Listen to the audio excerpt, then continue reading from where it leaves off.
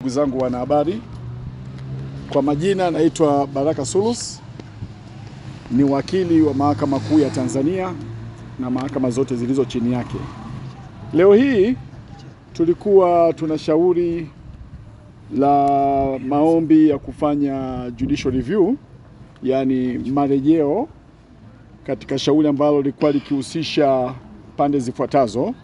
Lilikuwa ikihusisha Issa Magere akiwa ni mleta maombi namba 1, vile vile ikimhusisha Godfrey Steven akiwa ni mleta maombi namba 2, na Kinanziro Mwanga akiwa ni mleta maombi namba 3, dhidi ya bodi ya wadhamini wa chama cha Tanzania Labour Party, yani Board of Trustees ya Tanzania Labour Party TLP.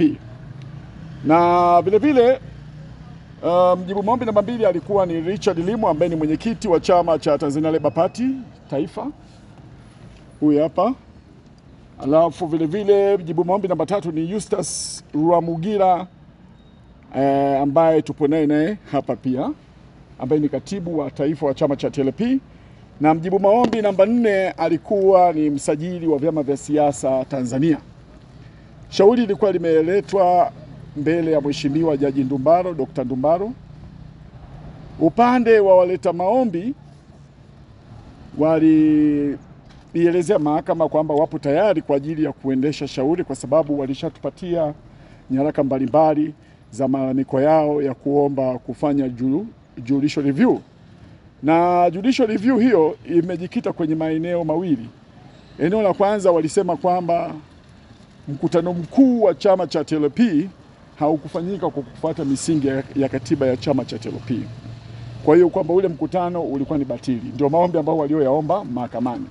Na ombi lingine ilikuwa ni kwamba walikuwa wanaelezea kwamba hata viongozi waliochaguliwa kwamba walichaguliwa na mkutano ambao mkutano mkuu haukuwa na mamlaka ya kuwachagua, kwa sababu kikao hicho hakikuwa kimekidhi matakwa ya kisheria, wakielezea sababu mbalimbali kwamba kutokutumia kwa akidi, yani quorum ya wajumbe wa mkutano mkuu, na vile vile kwa wajumbe hao kuweza kutokupatiwa taarifa ya utishaji wa mkutano mkuu wa chama hicho cha TLP.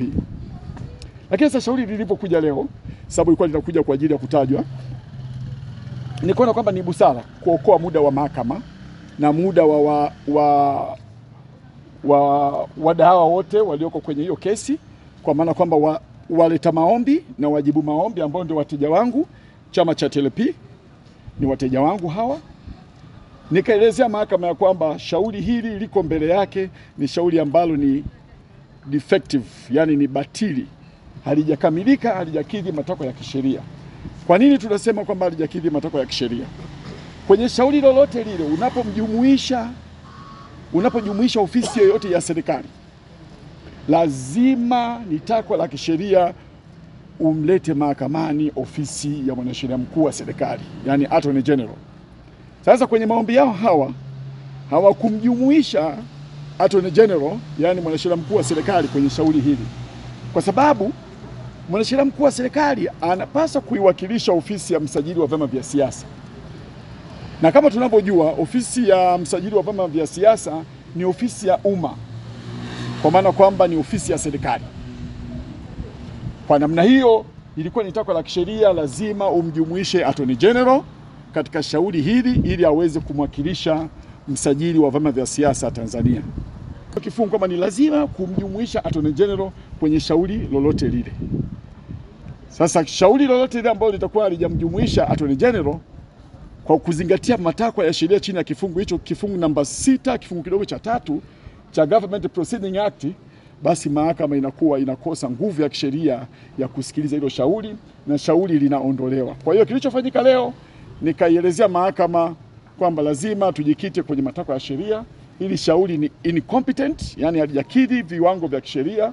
Kwa hiyo naiomba mahakama iweze kuliondoa shauri hili ili liweze, kama wakienda kujipanga wafungue upya ni sawa, wakiamua kwamba wapumzike tu basi ni vizuri zaidi. Lakini cha msingi zaidi, sisi kama mawakili ni maafisa wa mahakama, kazi yetu ni kuhakikisha kwamba tunaokoa muda wa mahakama na vile tunaokoa muda wa wateja wetu. Ndio hayo, ndugu wanahabari, katika shauri la leo ambao ni shauri dogo namba 26,901 la mwaka 2025. Uamuzi wa jaji ni nini? Uamuzi wa jaji baada ya mawasilisho ya hoja ya mawakili wa pande zote mbili ni kwamba mahakama imeamua kuliondoa hilo shauri kwa kufuata misingi ya sheria, kwa maana kwamba lazima liwe under the law of limitation, ifuate ile sheria ya ukomo wa kurejesha mashauri tena, na mahakama imewasaidia kidogo upande wa waleta maombi, maana kazi ya mahakama ni kutenda haki. Imetenda haki vizuri tu kwamba imeona kwamba isitoe gharama kwa waleta maombi. Kwa hiyo uamuzi wa mahakama imeliondoa shauri with no cost, lakini with leave to refile, yani wanapata kibali cha kuja kuirejesha tena kwa kufuata sheria ya ukomo wa muda, na wameelekezwa vile vile waweze kuleta notice ya siku 90 ya kumjumuisha mwanasheria mkuu wa serikali ya Tanzania.